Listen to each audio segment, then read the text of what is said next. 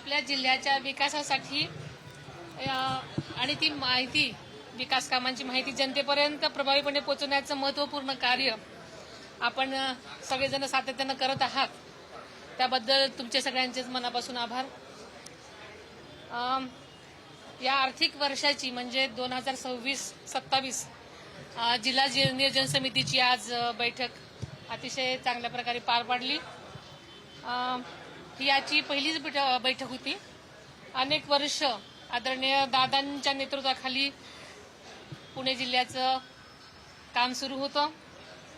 त्यांनी पुणे जिल्ह्याच्या विकासाला दिलेली दिशा, आर्थिक नियोजनातील शिस्त आणि निधीचा काटेकोरपणा आणि परिणामकारक कार्यपद्धती आणि विकास कामामध्ये ठेवलेला त्यांचं सातत्य, वेग आजही आपल्या प्रशासनासाठी प्रेरणादायी आणि मार्गदर्शक आहे. आजच्या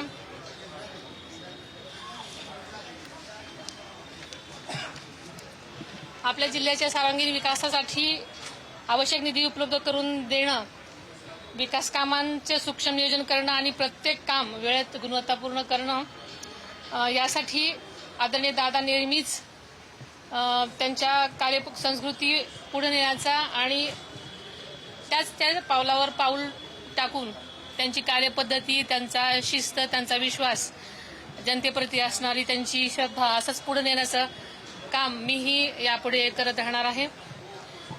आपल्याला माहिती आहे की देशाचे आदरणीय पंतप्रधान नरेंद्र मोदी साहेबांनी आताच आपण विचारलं की इंधन बचतीचं आणि तसेच डिजिटल व कार्यक्षम प्रशासन या संकल्पनेला अनुसरून आम्ही सुद्धा आजची जिल्हा नियोजन समितीची बैठक तसेच खरीप हंगामाची बैठक सुद्धा ऑनलाईन पद्धतीनं घेतलेली आहे, जेणेकरून इंधन बचतीचा अनेकांचा प्रश्न इथे नक्कीच कमी झालेला आहे आणि अतिशय यशस्वीपणे आमच्या ह्या दोन्ही बैठका पार पडलेल्या आहेत.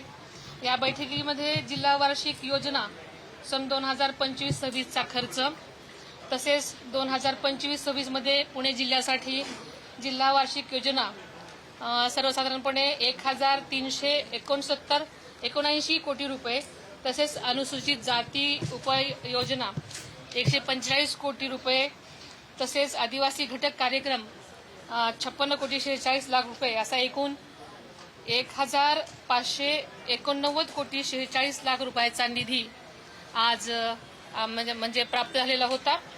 आणि आपल्या जिल्ह्यासाठी प्राप्त झालेल्या निधीपैकी 100% निधी आपण जिल्हा प्रशासनाला म्हणजे खर्च करण्यामध्ये यश आलेलं आहे आणि ही अत्यंत समाधानाची बाब आहे. आणि हा निधी खर्च करत असताना जे कामं पूर्णत्वास गेलेले आहेत त्या कामांना प्राधान्य देण्यात आलेलं आहे. तसेच विकास कामं वेळेत पूर्ण होण्यासाठी आम्ही विशेष भर देण्यात आलेला आहे. या आर्थिक वर्षामध्ये Pune grand tour, agro hackathon, आदर्श शाळा, स्मार्ट पीएससी, जे की कालच 45 पीएससीचं उद्घाटन ऑनलाईन पद्धतीने झालेलं आपल्या सगळ्यांना माहिती आहे. यासारख्या महत्वाकांक्षी योजनांचं आम्ही यशस्वीपणे अंमलबजावणी मागच्या वर्षामध्ये करण्यात आलेली आहे. आणि जिल्हा वार्षिक योजना सन 2027 तसेच सन 2025-26 मध्ये सर्वसाधारण अंतर्गत 1379 कोटी रुपयाचा निधी प्राप्त झाला होता. तसेच 2026-27 या पुढच्या आर्थिक वर्षासाठी जिल्हा वार्षिक योजना याच्या अंतर्गतमध्ये 1472 कोटी इतका निधी अर्थसंकल्पित करण्यात आलेला आहे. आणि गेल्या वर्षीच्या तुलनेमध्ये 93 कोटी या वर्षीच्या ह्याच्यामध्ये अर्थसंकल्पात वाढ करण्यात आलेली आहे. तसेच आदिवासी घटक कार्यक्रमामध्ये 6 कोटी 47 लाखाची वाढ होऊन 71 कोटी 93 इतका निधी अर्थसंकल्पित झालेला आहे.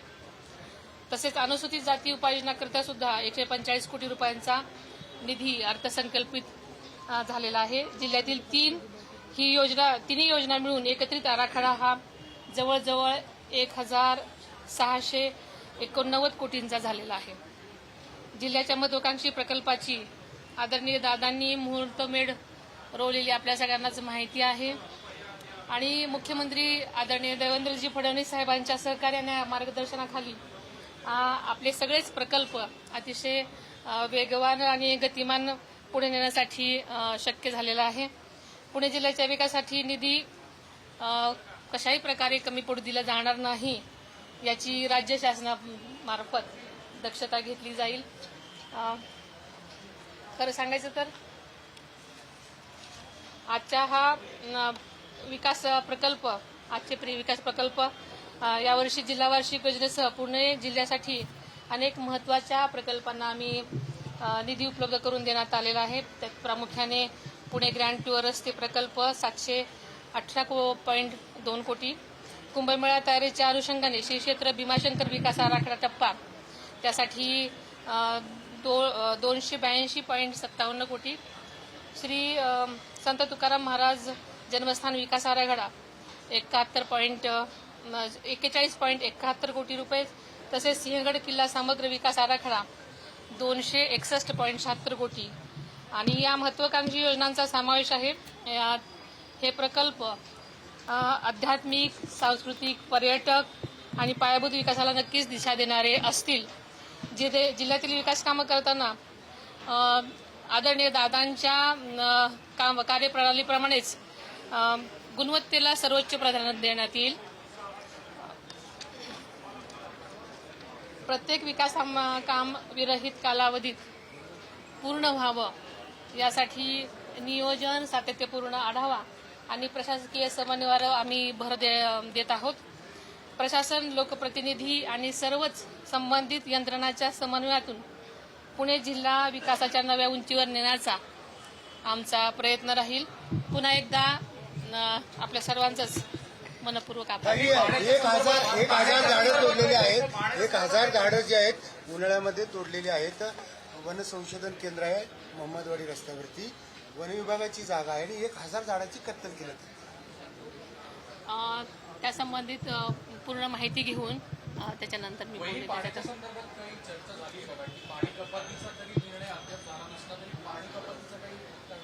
महापालिकेकडे सांगण्यात येते 31 मेपर्यंत आम्ही पाणी कपात रद्द करतोय, पुढे भविष्यात निर्णय घेऊ, त्यावेळेचा पाणी साठा लागतो।